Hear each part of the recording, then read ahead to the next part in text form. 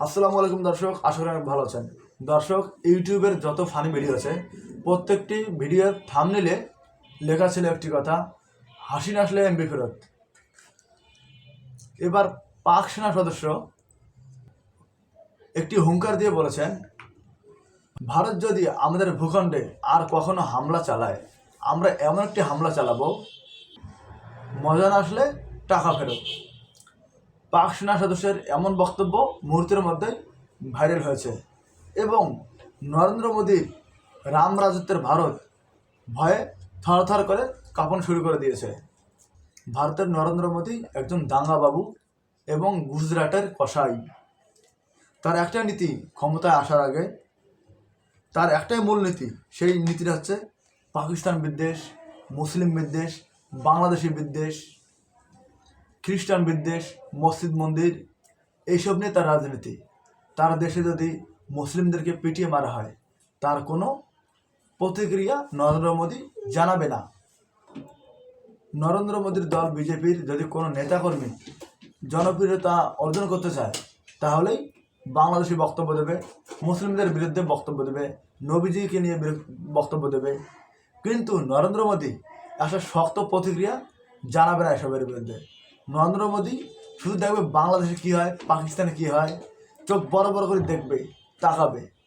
এই যে দিবদাস হত্যার ঘটনায় বাংলাদেশের আইনশৃঙ্খলা বাহিনী, সেনাবাহিনী তৎপর হয়ে গেল, খুনিকে ধরলো, সকল হত্যাকারীকে গ্রেপ্তার করলো এবং ব্যবস্থা নিচ্ছে প্রশাসন। কিন্তু ভারতের বেলায় সেটা দেখা যাবে না। দক্ষিণ এশিয়ার প্রভাবশালী দেশ ভারত, সেটা আমরা মানি, কিন্তু এই ভারতের সাথে সকল প্রতিবেশীর সম্পর্ক একদম তলানিতে গিয়েছে। কারণ ধর্মবিদ্বেষী দেশটা এতটাই বাংলা বিদ্বেষ, খ্রিস্টান বিদ্বেষ, মুসলিম বিদ্বেষ, মারেঙ্গে কারেঙ্গে, হ্যান করেঙ্গে ত্যান করেঙ্গে, এইসবের রাজনীতি শুরু করে দিয়েছে।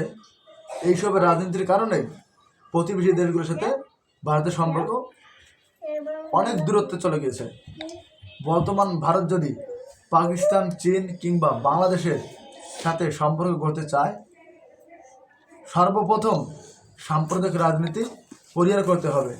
দর্শক, একটা জিনিস লক্ষ্য করে দেখবেন, বাংলাদেশের কোনো দল থেকে, সেটা হোক বিএনপি কিংবা জামাতে ইসলাম, কোনো দলের নেতাকর্মী হিন্দুদের বিরুদ্ধে কোনো বিদ্বেষ ছড়াবে না, খ্রিস্টানদের বিরুদ্ধে কোনো বিদ্বেষ ছড়াবে না, বৌদ্ধদের বিরুদ্ধে কোনো বিদ্বেষ ছড়াবে না।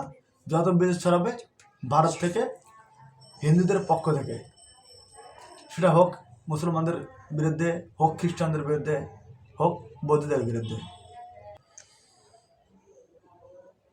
তো দর্শক, সকলের উদ্দেশ্যে একটা কথা বলি, আমরা দিন শেষে সকলে মানুষ।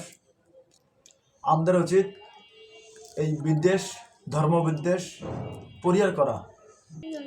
যুদ্ধ কোনোদিন শান্তি বয়ে আনতে পারে না। যুদ্ধের সবচেয়ে ক্ষতি হয় সাধারণ মানুষের, হোক সে হিন্দু, হোক সে মুসলমান, হোক সে খ্রিস্টান, সবার উপরে মানুষ, তার উপর সত্য নয়। তো ভালো থাকবেন, সুস্থ থাকবেন। আসসালামু আলাইকুম।